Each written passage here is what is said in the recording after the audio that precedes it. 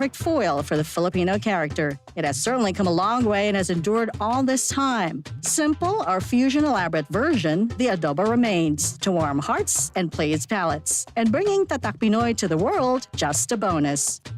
Yan ang Pinoy kultura because our culture is cool. Paano nga ba mag-register para magkaroon ng schedule sa Bagong Pilipinas Presidential Action Center? Narito ang mga dapat gawin. Gamit ang iyong mobile device, pumunta sa eGov.ph app. Pwede itong i-download mula sa Apple App Store o sa Google Play Store. Gumawa ng account. Ilagay ang email address, valid mobile number, pagkatapos ay makakatanggap ka ng one-time code sa iyong email. Gamitin ang code sa eGov app para sa verification ng iyong account at ng mga impormasyong ibinigay. Congratulations! Meron ka ng eGov.ph app account. Pwede mo na ma-access ang iba't ibang serbisyo ng gobyerno kabilang ang mga serbisyo sa Bagong Pilipinas Presidential Action Center. Sa loob ng maraming taon, libu-libong pamilyang Pilipino ang walang maayos na tirahan. Hirap makakuha ng pabahay. Kung meron man, hindi angkop sa disenteng pamumuhay. Iisa ang pangarap ng bawat pamilya, ang magkaroon ng sariling tahanan. Ang mga pangarap nyo, ang pangarap din ng Pangulo. Kaya agad inilunsad ni Pangulong Ferdinand Marcos Jr. ang Pambansang Pabahay para sa Pilipino Program o 4PH. Hindi lang para magtayo ng mga bahay, kundi para ibalik ang pag-asa at dignidad ng bawat pamilyang Pilipino. Noong nakaraang linggo, binalikan ng Pangulo ang ilan sa mga housing projects sa Pampanga para tiyakin na ang bawat pamilya may tunay na pagkakataong magkaroon ng sariling tirahan at ang bawat tahanan ligtas at dekalidad. Nakakatuwa makita mo na mas maginhawa at mas maganda ang buhay ng ating mga kababayan. Dagdag pa ni Secretary Jose Ramon Aliling ng Department of Human Settlements and Urban Development. Ngayon, lahat po ng modalities. Nandiyan po yung horizontal, house and lot. Ang dignidad ng pamilya ay, lalo na ang Pilipinong pamilya, ay pag nagkaroon siya ng sarili niyang bahay. Kwento ng mga residente, dahil sa mababang interes sa pabahay, naging mas abot kaya ito para sa kanila. Ibinaba kasi ng gobyerno sa 1 to 3% ang subsidized interest rate para sa mga kwalipikadong benepisyaryo ng socialized housing project, aninsunod pa rin sa utos ng Pangulo. Yung mga kulang na bahay ay kagawa natin ng paraan upang lahat ng nangangailangan ng pabahay ay gagawin natin. Sa buong bansa, tuloy-tuloy ang trabaho. Isa-isang inaayos sa mga bagay na magpapagaan sa buhay ng mga Pilipino. Kasama na rito ang disente at sariling tirahan na hindi lang pangarap, kundi tahanang nabubuksan para sa bawat Pilipino. Ito ang Presidential Broadcast Service. Radyo Pilipinas. Radyo Publiko ng Bagong Pilipinas para sa Bagong Pilipino. Naghahatid ng mahahalagang balita at impormasyon na guugnay ng pamahalaan sa sambayanan. Tulay sa himpapawid ng serbisyo publiko. Radyo Pilipinas. Radyo Publiko. Ang boses ng Pangulo. Sa Mega Manila, 738.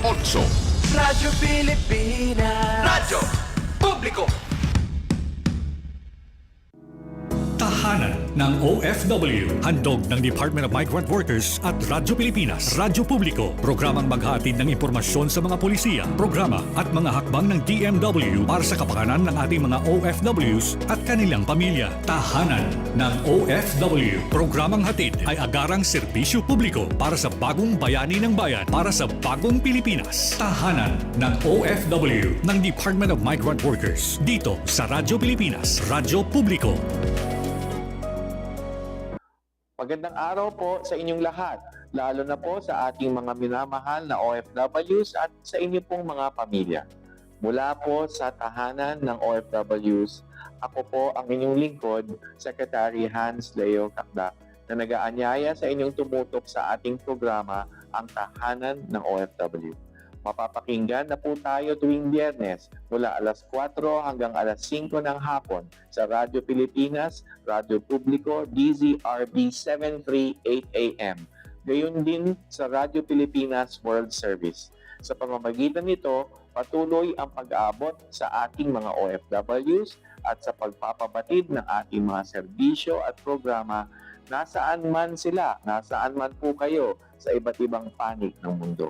Mapapanood din po ang programa sa opisyal na Facebook pages ng Radyo Pilipinas at ng Department of Migrant Workers. Bukas po ang tahanan ng OFWs para sa ating lahat. Sama-sama po nating pakinggan ang mga kwento ng ating mga bagong bayani sa ilalim ng bagong Pilipinas ng ating mahal na Pangulo Ferdinand Marcos Jr.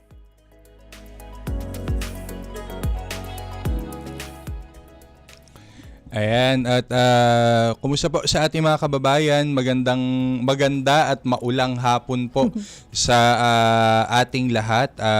Ito pong muli ang tahanan ng OFW, hatid ng Department of Migrant Workers. Lingguhan po niyong kasama para po sa ating mga kababayang OFW at kanilang mga pamilya. Saan man pong panig ng mundo, kami po ang makakasama ninyo sa isang oras sa makabuluhang talakayan. At sa hapon pong ito, present po ako kahit umuulan. Ayan. Ako po si Assistant Secretary Kiko de Guzman mula sa National Reintegration Center for OFWs. At mula naman sa DMW Strategic Communication Service, ako po si Jel Miranda. Narito na ang programang tatalakay sa mga kwento at magiging tulay para sa mga serbisyo at programang laan para sa ating mga bagong bayani. Ayan, at ang ating pong programa at gaya nga po ng aming laging pinopromote ay available po. Inyong masusubaybayan at mapapakinggan tuwing Biyernes po ng hapon, 4 p.m. hanggang 5 p.m. Philippine time. Kailangan ko sabihin lagi yung Philippine time. Oo, Philippine time po, 4 to 5 p.m. every Friday afternoon po yan. Live dito po sa Radyo Pilipinas 1 at sa official Facebook page of course ng Department of Migrant Workers. Sabayan din tayo napapanood sa TV Plus Channel 3 at Afford-a-Box Channels 45 to 49. May improving tayo, may Afford-a-Box sa tayo ngayon, Miss Jel. Hindi na lang tayo radio, online, pero sa TV talaga ang dami. Multimedia. Yes, oo. Multimedia iba-iba na yan ang ating tahanan, syempre. Kamusta, Asek? Maulan. Oo, no? At Maulan. least nakaabot tayo. Ilang araw pong ng pag-ulan, kaya minomonitor din natin syempre yung mga regional office at regional operations natin. Pero tuloy-tuloy pa rin po, tuloy-tuloy po ang ating mga frontline services. Kasi kahapon, ayan, shout out kay Regional Director RDA Smilyar. Sabi niya kahapon, sabi ni RDA kahapon, all systems normal po, pumasok po kami. Ayan, kaya kahapon ay patuloy na napagsilbihan ng ating mga OFWs, lalo na sa ating Balik Manggagawa Center, saka syempre yung mga lumalapit para sa welfare assistance. Ayan. Talagang umulan, umaraw, tuloy-tuloy ang ating tuloy-tuloy serbisyo. lang tayo. Ayun. At nitong nakaraang mga araw, bukod dun sa mga natin services, meron kayong pinuntahan mga lugar pero may mga balita tayo regarding Yes, mamaya po at syempre marami pong speaking of services, shout out din sa ating partner Asik Benny at siya ngayon ay nasa isang napakahalaga at napaka-critical na mission din muli para naman sa ating mga kababayan diyan sa gitnang silangan. Alright. Samantala, narito na po ang mga mahalagang kaganapan sa loob at labas ng bansa. Ito ang Balitang DMW. Balitang DMW. Sa ating unang balita, muling tiniyak ng Romania ang suporta nito sa mga Pilipinong marino na naapektuhan ng pag-atake sa Black Sea. Kasunod ito ng pakikipagpulong ni DMW Secretary Hans Leo Kakdak at mga Romanian emergency officials nito lamang nakaraang linggo. Nagpaabot din ng pakikiramay ang pamahalaan ng Romania sa pamilya ng nasawing Filipino seafarer. Patuloy ang koordinasyon ng DMW, OWA at ng Embahada ng Pilipinas sa Romania upang matiyak ang maayos na repatriation, psychosocial support at iba pang mga kinakailangan ng ating mga OFW at kanilang pamilya. At syempre ay ang tulong din para sa mga apektadong tripulante. Samantala, nakipagpulong ang Gulf Cooperation Council o GCC at Gulf Health Council sa DMW upang talakayin ang WAFID program, isang digital platform para sa pre-departure medical screening ng mga OFW na papuntang Gulf countries. Ayon sa DMW, makatutulong ang programa upang mapanatili ang kalidad, transparency at accessibility ng medical examination. Kabilang na ang pagpapatupad ng standard fees sa mga accredited medical facilities. Sa kaugnay pang balita, ligtas nang nakabalik sa Pilipinas ang 19 na OFW at 2 bata na inilikas mula naman sa gitnang silangan dahil sa nagpapatuloy na tensyon sa rehiyon. Agad silang sinalubong at binigyan ng tulong ng DMW at OWA, kabilang sa assistance sa kanilang natanggap, ang financial aid, pagkain, pansamantalang matutuluyan at medical services. Umaabot na sa kabuuang 10,662 ang kabuuang bilang ng mga Pilipinong na-repatriate mula sa Middle East crisis. At nakipagpulong po ang DMW sa mga kinatawa ng iba't ibang public sector labor organizations para talakayin ang mga programang naglalayong mapalakas ang proteksyon at kapakanan ng mga OFW. Ibinahagi rin ng ahensya ang mga recruitment reforms at reintegration initiatives para sa mga nagbabalik manggagawa. Nagpahayag naman ng suporta ang mga unyon sa layunin ng DMW na isulong ang ligtas, maayos at makataong migration para sa mga Pilipino. At nito lamang nakarang araw ay kinilala ng DMW ang mga nagwagi sa Design Thinking Club Innovation Challenge na naglatag ng mga makabagong ideya para mapahusay ang serbisyo sa mga OFW. Nanguna ang Project Haligi, Payos Online 2.0 ng Pre-Employment and Government Placement Bureau at sa pamamagitan naman nito ay hinikayat ni Undersecretary Dominic Rubia Tutay ang mga nanalong grupo na maipatupad ang kanilang mga proyekto bago matapos ang taong 2026 bilang bahagi ng patuloy na digital transformation ng Department of Migrant Workers.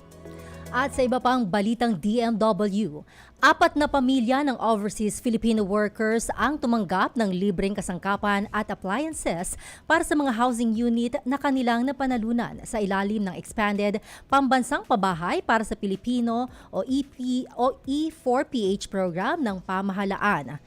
Napili ang 4 na pamilya sa raffle na isinagawa ng DMW at Department of Human Settlement at Urban Development noong December 2024. Para sa buong detalye, narito ang report.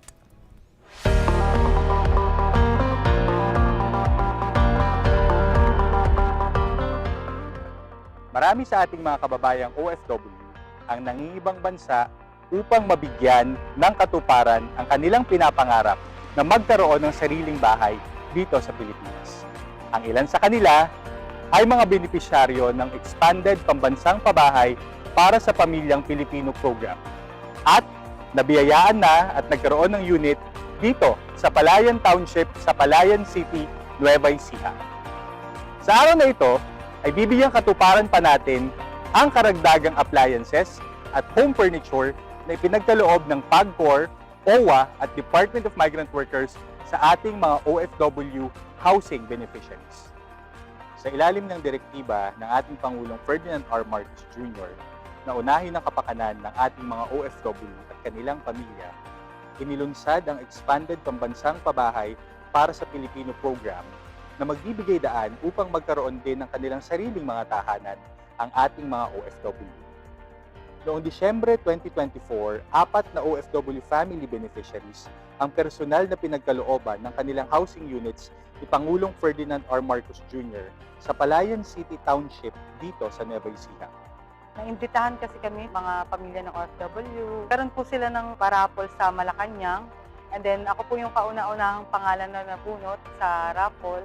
Sobrang tuwa po, sobrang galak. Hindi namin inaasahan na magkakaroon ng ganitong pagkakataon na magbibigyan kami ng pabahay. Actually, sobrang helpful po nitong program na to. Especially kasi, di ba po may mga umuwi na pong OFW, baka po hindi pa po nakakapagpatayo po ng mga bahay. Kapag may mga ganito po na program, magkakaroon na po sila ng bahay po kahit hindi man po makabili kagad ng mga lupa. At tayo na rin ay magkakaloob sa tulong ng OWA at ng PAGCOR na mga pangunahing kasangkapan sa kanilang bahay upang matulungan silang makapagsimula ng bagong yugto ng kanilang buhay. Kumpleto na ang mga kagamitan na kanilang binigay sa ating mga OFW. Kabilang narito ang air conditioning units, refrigerators, dining tables, mga kama at iba pa. At buong buo rin ang suporta ng lokal na pamahalaan ng Palayan City sa programang ito. I hope ma-enjoy niyo po yung inyong bagong gamit, yung unit niyo po. Tuloy-tuloy pa rin po ang mga renovations po natin. Dito po kami para sumuporta po sa inyo. Nice to see everyone again. God bless po sa inyo. Papasalamat po ako sa Pangulong Bongbong Marcos at sa DMW sa pag-support at pag-alalay sa amin, mga pamilya ng OFW. Thank you po, first of all po kay President Marcos po for this 4PH program po. And sa mga palayan LGU and staff, next po is for DSUD and PAGCOR po. Thank you po for processing the housing documents and for the furniture and appliances po. And next po is for the DMW. Thank you po sa lahat po ng tao, made it possible na pag-aasikaso po, communicating sa lahat po ng departments and offices para lang po maging madali po para sa amin ang mga OFW po na nanalo. Yun lang po. Ang Expanded 4PH program ay isa lamang sa mga convergence o whole of government programs ng ating pamahalaan upang tugunan at tulungan ang pangangailangan ng ating mga OFW na nagbabalik bayan. Sa kanilang reintegration o pagbabalik dito sa Pilipinas ay makakaasa ang ating mga kababayang OFW ng patuloy na suporta ng ating pamahalaan di lamang sa Expanded 4PH program, ganun na rin sa iba pang mga programa ng National Reintegration Network. Ito ay handog na programa sa pangunguna ng Department of Migrant Workers, katuwang ang OWA, Department of Housing, at ang iba pang mga ahensya ng gobyerno. Mula dito sa Palayan City, Nueva Ecija, para sa tahanan ng OFW, Assistant Secretary Kiko de Guzman.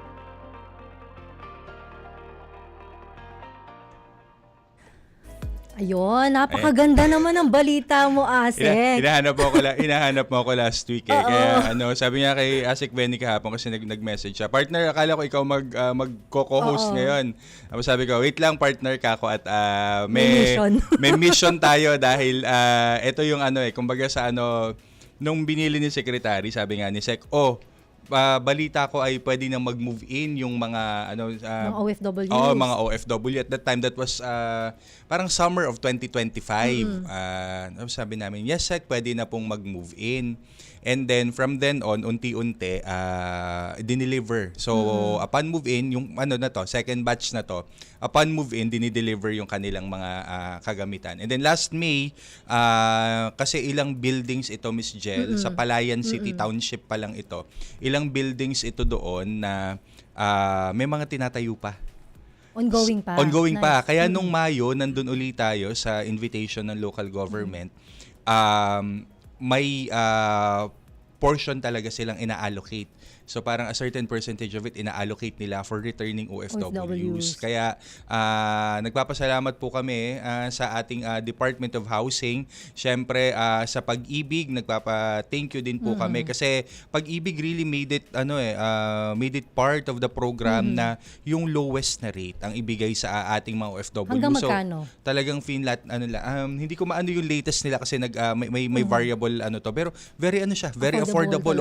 Very affordable, very competitive yung rate niya at ang gaganda ng units. Yun na nga, 'di ba? Sa murang halaga, nandun ka nakatira sa magandang komunidad. Ang ganda. Yes. Swerte ng mga nanalo sa raffle. Well, swerte nung aside sa mga nanalo, yung mismong mga regular na mga magstay doon.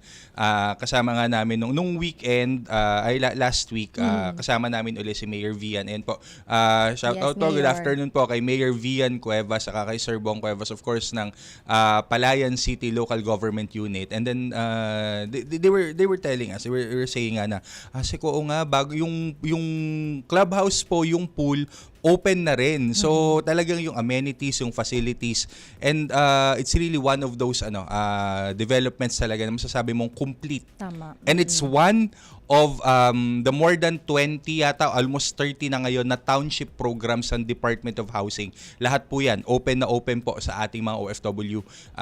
Check nyo lang po sa aming mga social media pages at kung kailan po muling mag-o-open. By batching kasi kami ng pagtanggap pero so far, iba-ibang mga regions natin ay napakarami na po ng mga na-award na mga housing units po sa ating mga OFW at kanilang mga pamilya. Ayun. So, welcome po sa inyong tahanan sa tahanan na future home. Yes. Kaya kayo po ay mag-apply na at kayo naman po ay aming tutulungan para Ayun. dyan. At good luck at syempre congratulations doon sa ating mga kababayan na nagwagi at nakatira na dyan Yes, Sa, Palayan City Township. City Town. Palayan City Township in Palayan City, Nueva Ecija. And then soon, sa iba't ibang lugar pa Yes, magkakaroon. nag-awarding na actually. Meron tayong township program sa Naik, Cavite. We went there recently. There's a township project din ng Diswood na may mga OFW housing na rin. Soon, if I'm not mistaken, Zamboanga in third week of this month of August nabanggit sa akin ng regional director that they would also have a housing fair in Zamboanga soon. So halos lahat na po ng region may mga 4PH expanded 4PH township programs po at lahat po 'yan may mga may mga units po na talagang inilalaan para sa ating mga kababayang OFW. Alright. Samantala, dumako tayo sa serbisyong DMW. Serbisyo DMW.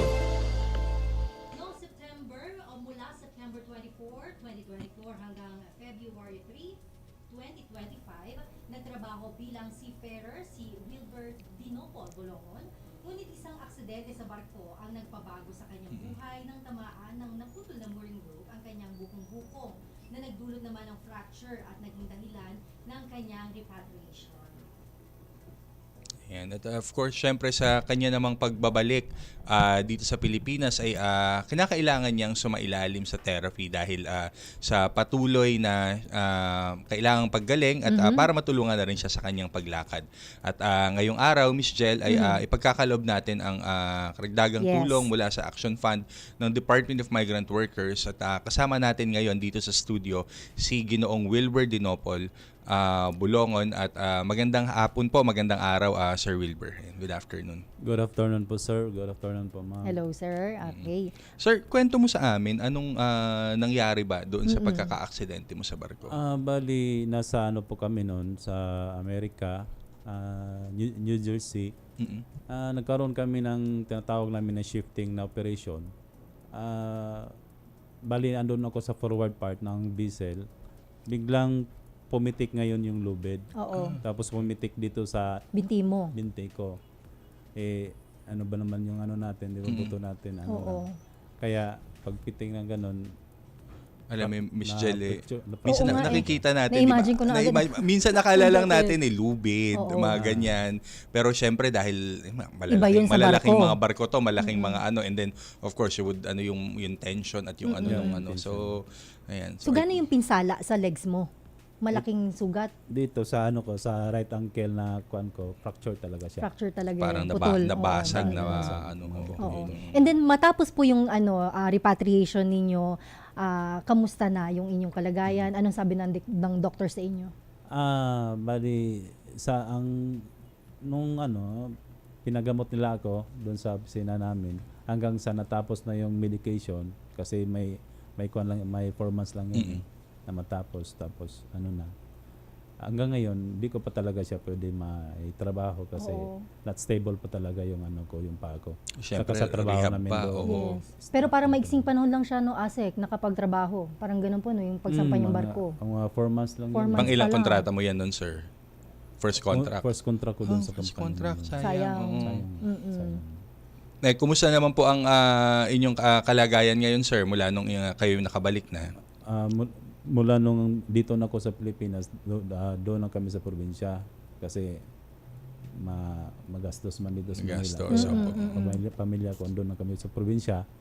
Tapos, yun nga, kuhan na lang kami kung anong diskarte sa panghanap buhay. Oo. Saang province, sir? Sa po kami, sir? Sa Zamboanga del Norte po. Zamboanga. Zamboanga del Norte. Saktong-sakto dun sa the other week yata. Tama, the other week ay meron tayong kabubukas lamang natin sa Zamboanga na OFW ward and OFW wing natin dyan sa Zamboanga. So, of course, syempre, from time to time, mangangailangan pa ng additional na rehabilitation saka ng medical support si Sir Wilbur. So, ayan, sir, at least po makaka-avail din kayo doon at libre po yan. Ganun ang natin, inilalapit talaga natin yung at least yung kahit yung medical services, inilalapit natin sa ating mga kababayang OFW. Malamang sa Suansura yan, Zamboanga City mismo. Yes, sir. So pag ganun, i-ano lang natin, pwede namang i-coordinate yan sa ating regional office saka sa ating OWA para at least makatulong, ma-provide ng sasakyan, ng ambulansya, ganun, kung kailangan natin yung mga monthly o kaya yung mga regular na mga therapy pa. Kasi I'm sure yun yun yung kailangan nyo para at least magtuloy-tuloy yung recovery. It would take some time. Yes. Ano po ba sabi ng doktor? Gaano katagal pa yung inyong sessions? Kasi matagal, na to Mag-heal no? Matagal siya mag-heal kasi Buto. buto kasi. Buto, oo. Totoo. Kaya, kuhan pa talaga. Tuloy-tuloy na therapy, ganyan kung sana. Pero sa ngayon, wala. Sarili ko na tong kasi wala. Naubos na rin. Oo. Binitawan naman ako ng kumpanya kasi 4 months lang yung Yes, yes. Yung At ito po, tanggapin ninyo ang Action Fund, ang tulong mula sa DMW Action Fund. Ano po ang plano ninyo para dyan sa assistance na ipinagloob sa inyo? Unang-una, maraming salamat po sa tahanan ng DMW na nagbigay ngayon sa akin itong Action Fund Assistance. Ito ay malaking tulong sa akin, lalo na ngayon na wala akong trabaho. Pero doon sa bahay, meron din akong ginagawang kunting pangkabuhayan. Nagkakatay-katay ako ng baboy, paanong na lang. Malaking tulong na rin to pangdagdag ng puhunan doon sa negosyo ko. So, plano niyo bumili ng karagdagan. Karagdagan. Ayun. Good luck, Sir Wilber. At Opo. sana At gumaling yun ka sabi pa ko, sir, tuloy-tuloy. ito po ay bahagi lang ng, of course, maraming tulong din po na maaari naming isuporta sa inyo at of course sa inyong pamilya. At wag po kayo mag-atubili na lumapit sa ating mga tanggapan. Ayan, nabanggit ko nga kanina ang ating OWA at ang ating DMW Regional Office sa Region 9, ayan, sa Zamboanga. Meron din tayo, baka mas malapit, sir. Nandun din kami sa meron din kaming opisina sa Pagadian. Ayan, baka mas malapit-lapit ng konti. Malayo halos pa rin. parehas lang po. Halos parehas. Kasi minsan kung mga area ng Dipolog, minsan sa Pagadian sila nagpupunta. Pero may satellite office kami doon sa kalapit bayan namin, doon tinatawag na Liloy. May satellite office doon sa Zamboanga City. Ayun. Kaya pag sir, from time to time, kami naman po ay of course ready na umalala for syempre at tumulong. So sana po ay magtuloy-tuloy ang recovery, Miss Jel. Yes, at importante yun. para naman sa ganun kumbaga on the road to recovery na sinasabi. Oo nga. Kuya Wilber, baka may message ka pa for DMW at sa yung mga kapwa OFW? Para sa ating DMW, sa tahanan ng DMW, maraming salamat po. Ulitin ko, at sa mga kapwa natin, kapwa ako na OFW, pag mangyari man, wag naman sana, pero bukas ang tahanan ng DMW na mapuntahan natin, mahingian natin ng tulong kung ano man yung kakailanganin natin. Maraming salamat po. Thank you, Thank you Sir din Wilber. po, Sir Wilber. At ingat po kayo at pagpalain po kayo lagi. Ayun. Mga kaibigan, nakasama po natin si Sir Wilber Dinopol Bolongon. Sa aming pagbabalik, kilalanin naman natin ang ating kababayan na mula sa simpleng pangarap na maging nurse hanggang sa makatanggap ng pagkilala mula sa British Royal Family. Alamin natin ang kanyang makulay na paglalakbay. Ilan munang paalala. Magandang araw, si Ding Dong Dantes po ito. Sakali magkaroon ng landslide sa inyong lugar at kinakailangan yung lumikas, huwag munang babalik agad sa bahay ng walang go signal ng mga otoridad. Hintayin ang abiso nila kung ligtas nang bumalik ng inyong bahay. I-report ka agad kung may nawawalang kamag-anak, kaibigan, or kakilala na baka na-trap dahil sa landslide. Kapag nakabalik na sa bahay, i-check ang mga pundasyon nito kung may sira o ligtas pa bang tirhan. I-report sa otoridad ang anumang nasirang cable ng kuryente o naputol na mga linya ng tubig para agad na maaksyonan. Kahit natapos na ang sakuna, kailangan pa rin tayo mag-iingat, ha? #panatag ang may alam.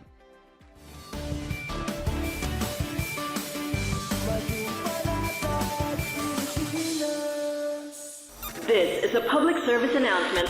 Alamin, ito ang walang pasok guide batay sa DepEd Order No. 37 Series of 2022. Sa panahong walang bagyo pero malakas ang pag-ulan, automatic na walang pasok for all levels sa mga lugar na kasama sa orange at red rainfall warning ng Pag-asa. Automatic suspended naman ang klase at trabaho kung ang heavy rainfall warning ay inilabas sa oras na nagsimula na ang klase. Para sa mga lugar na hindi kabilang sa heavy rainfall warning, ngunit nakararanas ng malakas na pag-ulan, nakadepende kay Mayor o kay Governor ang desisyon sa suspensyon. Tandaan, sakop lamang ng DepEd order na ito ang levels K-12 sa mga pampublikong paaralan. Ngunit may option naman ang mga pribadong paaralan, state or local universities and colleges na sundin ito. This is a public service announcement. From PBS, Presidential Broadcast Service, and Radyo Pilipinas. Radyo Pilipinas is on Viber. Viber. One tap and swipe. Nandyan na lahat. Receive credible news and information. Pati mga trending topics at videos. Sure na meron dito niyan. Stay on track with Radyo Pilipinas on Viber. Pick up real news. Catch the latest and biggest stories. Search Radyo Pilipinas on Viber and hop in to our community. This is a public service announcement. Discipline is the key. Umiwas sa aksidente sa daan. Ang pagmamaneho ay may kaakibat na responsibilidad. Hindi basta mapaandar lang ang sasakyan. Kilatisin ang sarili, ang kahandaan sa manibela. Siguruhing inyong konsentrasyon ay hindi magagambala. Importante rin na ating laging isipin, init ng ulo ay huwag pairalin. Bagkus, kaligtasan ng lahat ang siyang dapat unahin. Isang mahalagang paalala mula sa Presidential Broadcast Service at Radyo Pilipinas, Radyo Publiko, 738. This is a public service announcement. From PBS, Presidential Broadcast Service, at Radyo Pilipinas, Radyo Publiko, 738. Para sa bagong bayani ng bayan, tahanan ng OFW. Para sa bagong Pilipinas.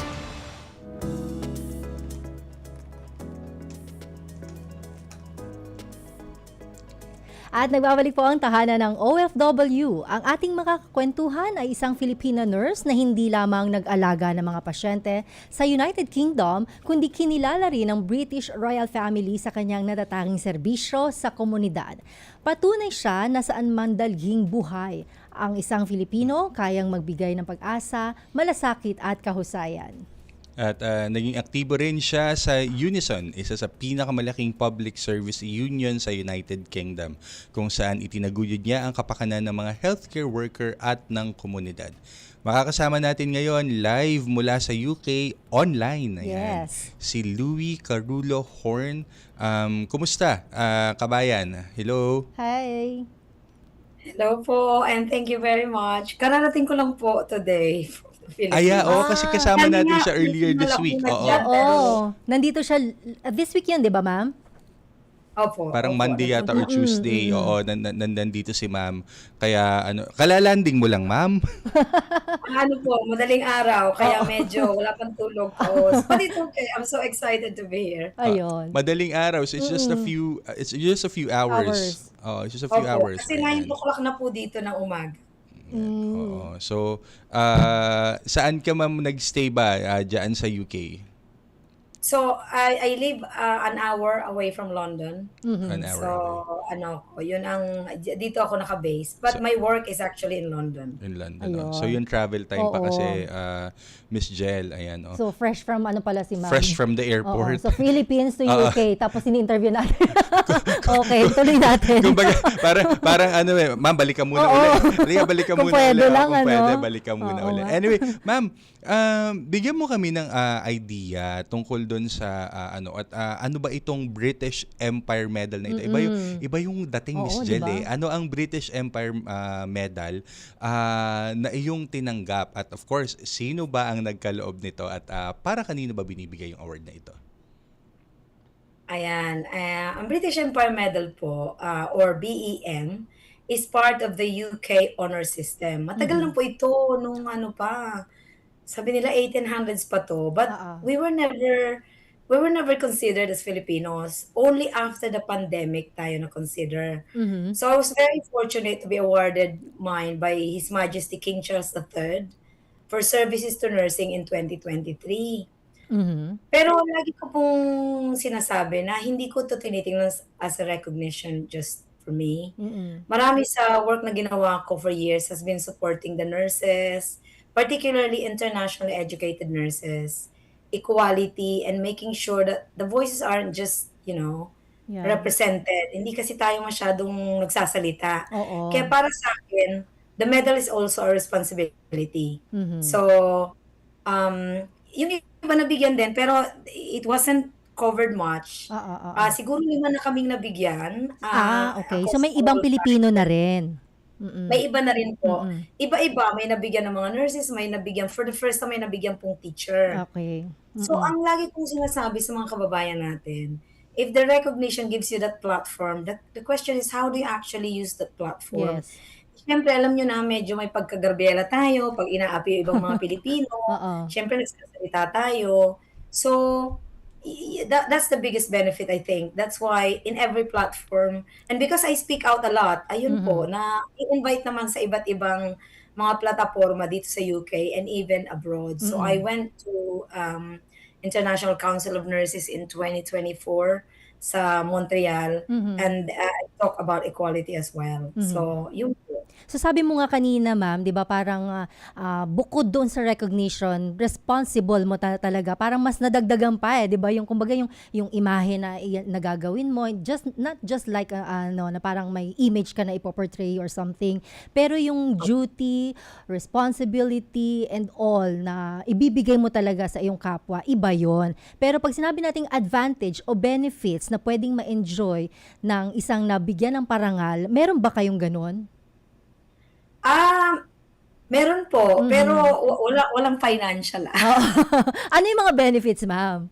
Walang financial. So, mailang privilege na naman ako kasi they will give you a letter once they give you the award. Okay. So, post-nominal, which is the BEM, for life na yon, you can use it for life. It's after your name. And people in the, in the West knows about it. And then you're invited to the garden party by the royals. And I've been invited to Buckingham Palace now for 3 times. I was invited as well at ilang mga Pilipino din with her 75th birthday. Tapos, we become part of the wider British Empire community. Alright. So, may chapel din po ang British Empire Chapel sa St. Paul's Cathedral where, I'm sure you both know St. Paul's Cathedral. Yes. And then, members and the medalists have certain privileges po. Pwede kami doon magpakasal, magpabinyag. Kaso, nangyari na lahat yan Kasi hindi ko na magagawa. Yung makahanap ng jowa. Lataga dyan. Iba na yun. Yeah, married ako for 22 years. So, diba? hindi ko na magagamit unless magpakasal ka ulit. Okay. Tapos, Ceremonial. Yeah. Pero sa akin, ang the best benefit isn't any of these things. It is a platform for Filipino nurses and for Filipino workers.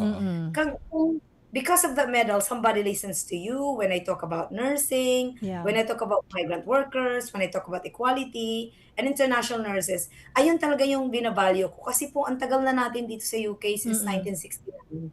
And not everyone speaks out. Kasi ganun pa rin, dala-dala pa rin natin yung pagiging mahiyain, nagsasalita lang pag sobrang api na. Whereas, magsalita ka kagad kung may isang mali, then it doesn't become big. Ganun po pa rin dito. Kahit super Gen Z ng mga nurses natin, they don't always speak. So, importante yung BEM sa name. Sa name, actually, at the end of the name, I mean, with the other honorifics, with the other awards na ibinibigay ng with the British Royal Family, yung nandun sa dulo. Oo, na ikinakabit. Mabigat yun, Of course, 'di ba? Iba yung and of course, and to have a Filipina, one of the handful of Filipinos who actually receive it, talagang malaking malaking nakaka-proud, malaking karangalan sa atin. And you were mentioning nga kanina, Miss Jel, 'di ba? Parang it comes with it yung responsibility din. Spider-Man tayo ngayon. Uso ang Spider-Man yan. Siyempre, Ma'am Louie, di ba, of course, with great power comes that responsibility. With that honor comes that responsibility. Kasi sabi mo nga, platform. It gives you that platform. It widens your platform. So, speaking of that platform, ma'am, ano na ba ang, after receiving that award, dumami ba ang speaking engagements? Ano ba ang ating mga, kumbaga mga community work na talaga namang ating itinaguyod? Well, partly because of this award, and of course, yung tinutuloy din natin na ating community service. Even before the award, I've been very active with the Filipino community, nurses. So I chair the Filipino Senior Nurses Alliance. Samahan to ng mga mga leader ng mga Filipino dito sa UK ng mga nurses. So it includes the 4 countries. Pag sinabi mo kasing United Kingdom, Yeah, oo. it includes England, Scotland, Yeah. Northern Ireland, and Wales. So meron kaming 168 na puro mga leaders na mga Filipino across the 4. So samahan siya and then I chair it. And then I'm also the Vice President of Filipino Nurses Association, which is one of the biggest association of nurses here in the UK. And then aside from that, meron din po ako dito sa region namin, which is Suffolk. Alright. Ako din ang chair ng Filipino Association of Nurses in Suffolk. Okay. So lahat po yan nangyayari na even before the award. So when I was given the medal, biglang, you know, nationally, I was asked to speak out. And then maging very active din ako sa Twitter during the pandemic kasi marami po tayong unfortunately namatay during the pandemic ng mga Filipinos. And according to reports, hindi nga po lang source natin sa Pilipinas, hindi, it's not very clear. Pero they said that more Filipinos died outside of the Philippines during the COVID pandemic. Because kilalang-kilala kasi tayo sa pagiging, pagiging hard worker. And when you go out of the country, lahat po ng OFWs, if the expectation is 100%, we give 200%. Normal na po yun. So, all of that, I always speak out. I get the data out para ipaalam sa kanila na nandito tayo, hindi tayo kumutahimik, hindi na tayo pakikinggan. Yung iba kasi nation mas maingay sila compared to Filipinos. Yeah. So nung nagsimula na ako magsalita, siguro parang nabigla sila kasi very rare na may Pilipinong laging, Gabriela, ganun. But you know, I'm quite happy to be the bad guy para magsalita ng mga maling bagay. And that's where, you know, I got this role as Unison. Na talagang yung matapang at of course yun nga yun yung inaano natin Miss Jel, sabi nga ni Ma'am ni Miss Louie, di ba, parang our overseas Filipino workers, our migrant workers do not only give their 100%, we usually give our 200%. At diyan naman po kilala ang ating mga kababayan, masisipag, but at the same time sabi nga ni Ma'am, we also need to learn how to speak up. We also need to learn how to diba, to stand up and just diba, voice out and speak our minds and give our opinion din, diba? Importante rin 'yan because we're not only hardworking, diba? We're not only hardworking. We are also very passionate, diba? Sobrang mahalaga din ito. Oo, at importante talaga yung may boses, diba? Yes, oo. And kanina na-mention nyo na, ma'am, yung Unison. Pwede mo ba kaming bigyan din? Ano ibig sabihin nitong Unison? So, Unison is the largest trade union in the UK. So, it represents people working across the public services, including hundreds of thousands working across health and social care. Gusto ko maintindihan ng mga Filipino nurses natin na ang union ay hindi lang kung may problema ka lang sa trabaho. Kasi hanggang ngayon po, ganun pa rin yung medyo thinking natin, kahit mga professional na nurses. Yes, we support when things go wrong, but trade unionism is much bigger than that. It's about collective voice.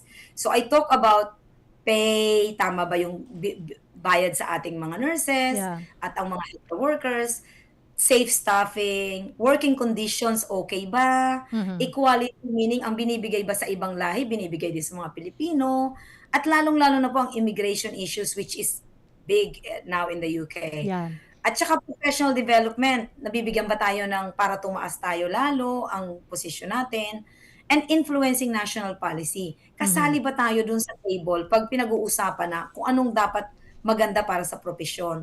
Kaya lagi kong sinasabi sa mga natin, mga kababayan natin, don't wait until you have a problem, but before you discover what the union can do. Kasi nung nurse din po ako sa Pilipinas, bawal dati yung union eh. So, 26 years ago na yun. So ngayon, dala-dala pa rin natin kahit 26 years later. Kaya very happy ako nung nakausap ko sina Yusek sa DMW, sina Yusek, sana matandaan ko lahat ng pangalan, sina Yusek June, Yusek Nikki, I think Yusek Jainal, Yusek Bernard, Asek Jerome, and I think Asek Julin. Kasi talagang nakinig sila sa mga sinasabi ko when we had the DMW meeting. Kaya very happy ako to come back to the UK and mag-webinar kami at sasabihin ko sa lahat ng ating mga kababayan na active pa rin tayo at marami pa rin talagang mga mga kababayan natin sa Pilipinas na pinaglalaban din yung mga isyung pinaglalaban natin dito sa labas ng bansa. Yes, of course, ma'am. And, full support kami dyan, di ba? Lalo na doon na we have representation. Napakahalaga nun taking space. And of course, bahagi rin siguro ng ating gender advocacy component natin. At ang DMW, isa sa mga talaga nagsusulong yan. It's really, really, kumbaga nakakataba rin ng puso that it's not only Filipino migrant workers taking space and speaking up. It's a Filipina. It's a woman who's actually taking charge and leading in this initiative. At tamang-tama talaga yung recognition. Di ba, Asik, sabi niya kanina, noon talaga bawal mag-join sa mga union? Oo.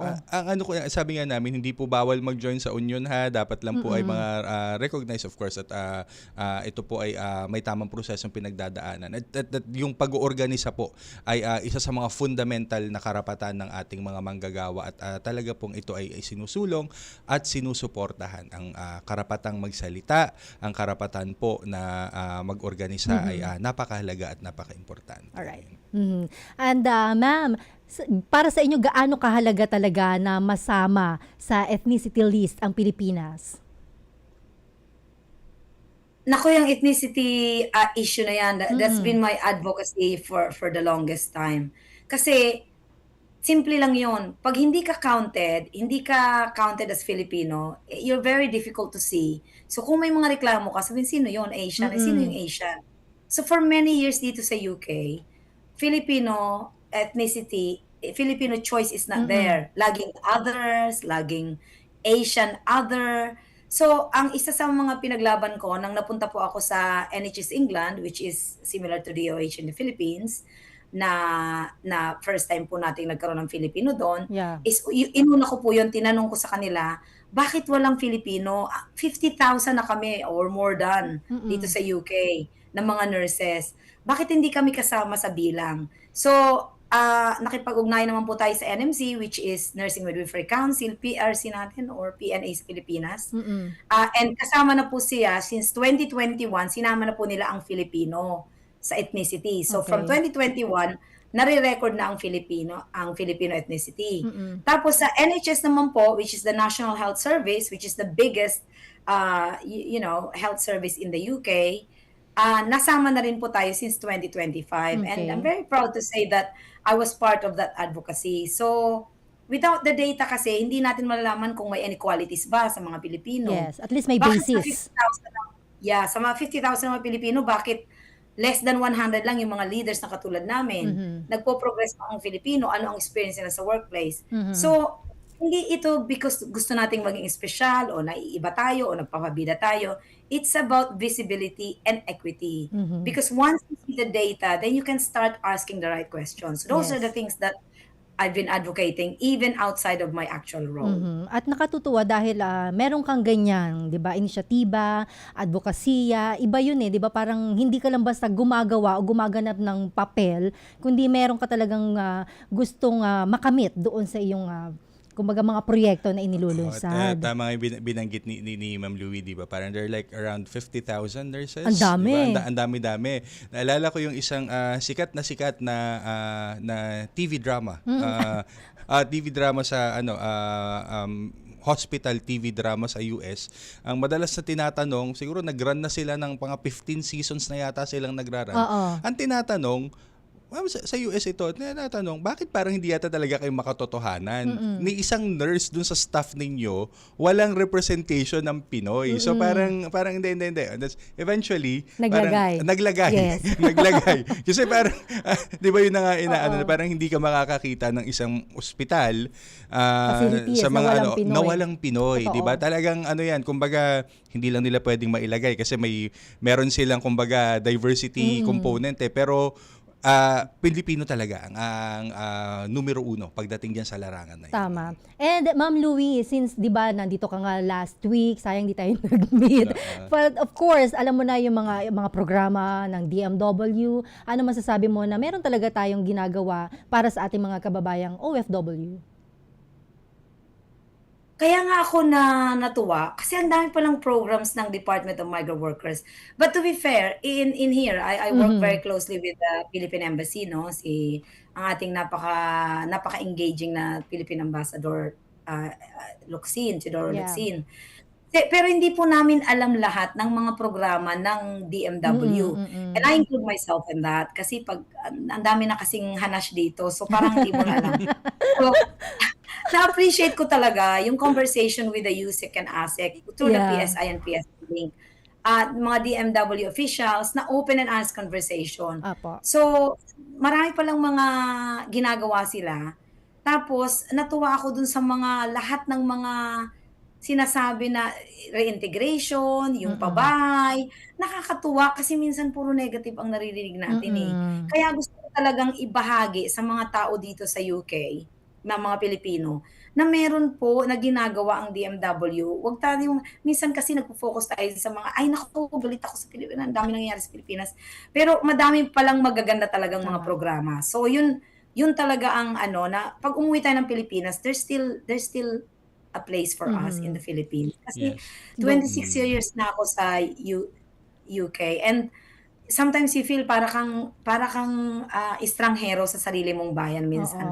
Pero I felt really honored and humbled na sinabi nila sa akin yung mga programa. And marami na kaming ngayon na nakaplano na yung mga caravan na para sabihin namin sa mga Pilipino, kasi pag may mga facts ka na alam, hindi fake news, you feel better, and for your mental health as well sa mga Gen Zs natin. So talagang I'm very, very Ang dami happy kasing to learn. hanash. Yes. Marami kasing pabida eh, di ba? Tama naman, ma'am. Tama naman. At saka lahat naman po ito, syempre, ay amin naman pong iniaalay sa ating mga OFW. But of course, at the same time, sasabi nga namin, wag ho niyong hintayin na umuwi kayo dito para maka-avail ng programs, kasi marami pong programa maging para sa ating mga pamilya, and even before you come home. And minsan nagtatanong kasi Miss Jel yung mga hindi na po ako OFW, hindi na po yun ang status ko. Ang status ko na po ay resident, citizen, mga ganon. Ang hindi pa nila naaayos yung pag ng dual nila. So sabi naman namin, hindi po napuputol doon ang inyong pagiging Pilipino. Nagtutuloy-tuloy po yan. And even the services of government. And it's not only DMW. Ayan, maisingit ko rin.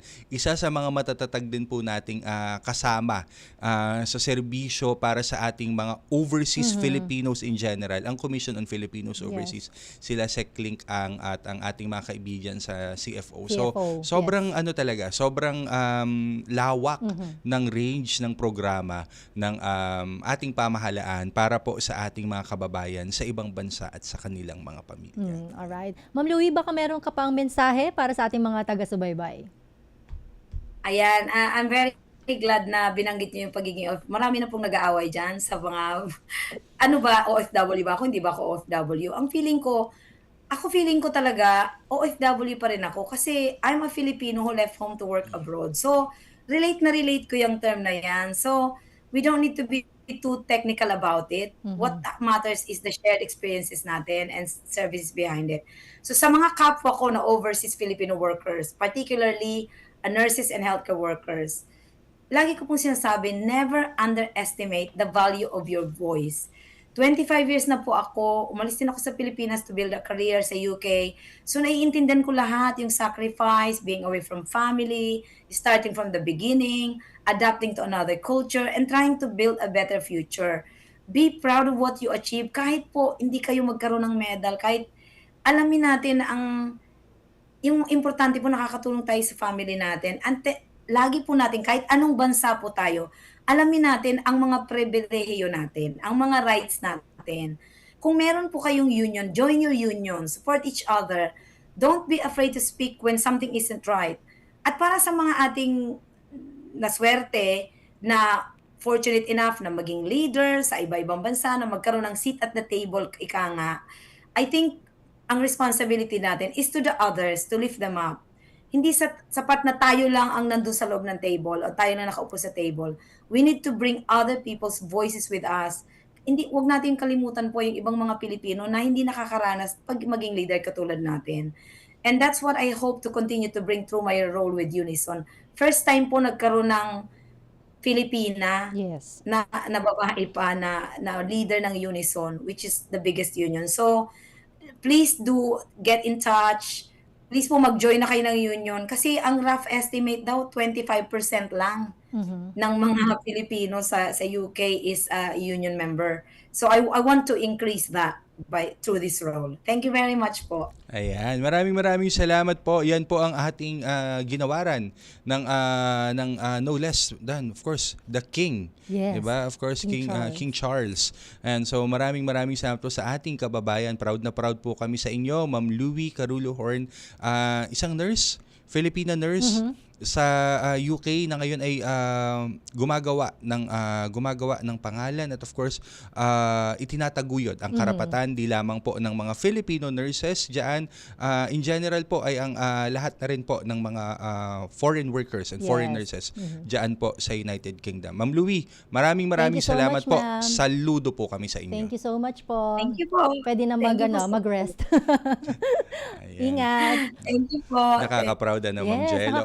Nakaka-proud. Ang sarap maging Pilipino, 'di ba, Asek? Yes, so yung po binabanggit, hindi po ang sabi nga po namin parang na ano nga ni Ma'am Louie kanina, minsan tatanong OFW pa ba ako o baka naman hindi at the end of the day po, Filipino po tayo. Ayan, Filipino po tayo. So andito po ang inyong pamahalaan at patuloy po ang of course serbisyo ng DMW, ng CFO para po sa iba't ibang lahat. organisasyon. Iba po ito. Alright. At bago pa tayo pumunta sa ibang announcement, syempre Asek, gusto muna natin muling magpasalamat dahil sa patuloy na suporta ng ating mga kababayan sa ating programang Tahanan ng OFW. Dahil muli po tayong kinilala bilang ranked number 3 sa overall radio program dito sa Radyo Pilipinas 1 at number 1.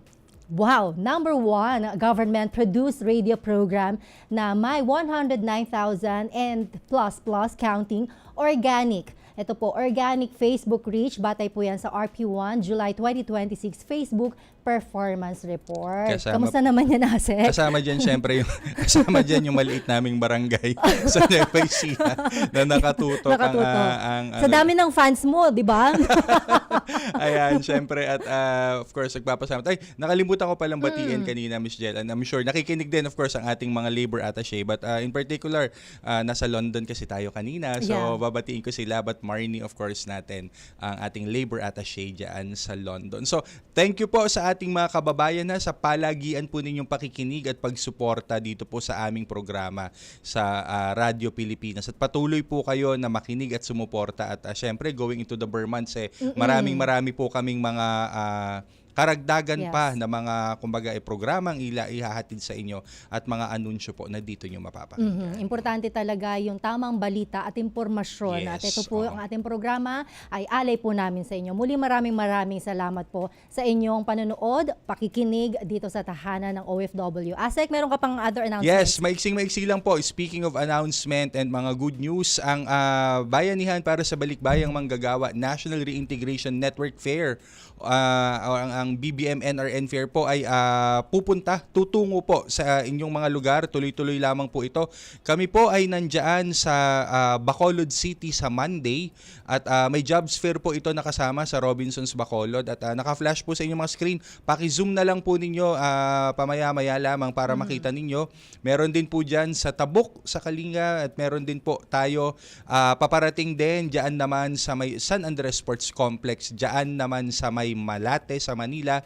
At soon, dadalhin namin syempre sa aking favorite na province, no bias, no bias, sa Palayan City sa Nueva Ecija po sa September po, unang sigaw ng Nueva Ecija. Nandyan po ang BBM NRN Fair para po sa ating mga kababayang OFW yung nagbalik at para sa general public din pong naghahanap naman ng mga trabaho rin naman patungo sa ibang bansa at locally kasi kasama rin natin dyan ang Dole. So, ang bilis ng 1 hour. Yes, ang bilis, no? Parang nakakabitin. Medyo Paspasan na tayo lagi. Mapapa-overtime tayo at mapapagalitan. Parang pwede pa naman, pwede diba? pa naman. So hanggang September 14, yung finlash nating schedule yes, ninyo. hanggang September 14 and then meron pa po papunta ng Oktubre at papunta po ng Nobyembre. Siyempre, tuloy-tuloy po. Oo. Sabi nga po ay kasi ito yung isa sa mga flagship na Yes. binabanggit lagi na ano ang mga offering para sa mga balikbayang manggagawang umuwi at sa kanilang mga Ayun. pamilya. Papasok na tayo sa last quarter. Excited, may kumakaway na eh. Di ba may mga sumisilip na sa Sumisilip bintana. na sa bintana, Oo. oo. At syempre bago tayo magtapos, batiin muna natin lahat ng ating mga kasama. Of course, syempre bias ako. Strategic Communication Service, yung ating mga kasama na nakatutok. Kailangan nilang tumutok sa atin. Ito yung Friday lang pala. Imagine once a week lang pala tayo, Asik, ano? Yes, Diba? ah. What more kung mag-daily? Kaya ba? Try natin. Why not? Why diba? not? Why not? Oo, Oo. at batiin natin, ito man ang mga nagpapabate from AGov Media, sina Sir A, sina Varian, Victoria, at syempre yung ating mga kaibigan sa media din, nakakatutok from News Central Media. Hello po sa inyong lahat. Wala ka na babatiin, Asek? Wala muna. Wala muna. At mga abangers lang sa Oo. mga abangers lang sa mga announcement yung mga alaga ko sa Correct. office. So wala muna sa ngayon. Pero palagi namang yan. So Nakasupport. nakasuporta. Mm-mm. Pero shoutout na rin syempre sa ating mga kasamahan dyan sa opisina at ang daming tao sa lobby Oo. kasi kanina dahil sa rollout ng iba't iba nating mga programa at so kami po ay saludo sa ating mga kasamahan sa Department of Migrant Workers and of Tama. course sa OWA na rin. Yes, at ingat po tayo, maulan ang panahon. Kabayan, nasaan ka man sa mundo, maging bahagi ng tahanan ng OFW, ibahagi sa amin ang inyong mga kwento, karanasan, tagumpay at mahalagang updates mula sa inyong bansa. Mag-comment, mag-message at i-share ang aming mga episodes upang mas marami pa tayong maabot na OFW sa iba't ibang panig ng mundo. At yan ang naging kabuuan ng ating programa. Muli nyo kami samahan sa susunod na Biyernes, alas 4 hanggang alas 5 ng hapon. Mula sa DMW Strategic Communication Service, ako po si Jel Miranda. At mula naman po sa DMW National Reintegration Center for OFWs, ako po ang inyong lingkod, Assistant Secretary Kiko De Guzman po. Patuloy na maghahatid ng makabuluhang talakayan para sa ating mga bagong bayaning OFWs. Ito pong muli ang tahanan ng OFW. Tahanan